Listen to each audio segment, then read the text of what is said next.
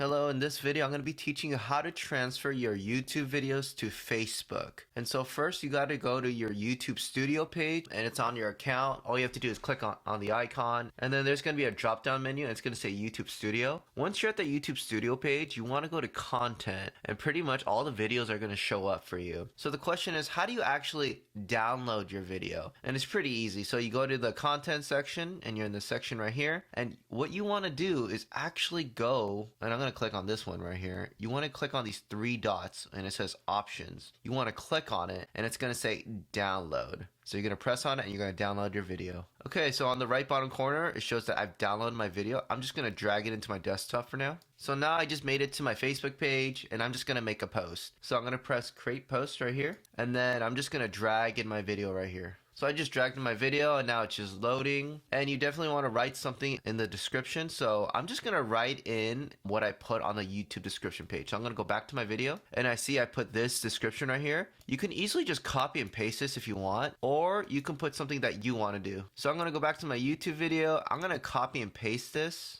And what I'm going to do is I'm going to actually just copy and paste this to the Facebook description and go back here. And I'm back here. So I'm just going to copy and paste. And this is what I'm going to put. But you can also just add more description if you want as well. This is just for demonstration purposes. So after that, I'm going to press post. So now I want to teach you how to actually schedule your posts. And this is another way of scheduling your posts right here. So you're going to press create post. I'm just going to drag in my video again. This is a new video this time.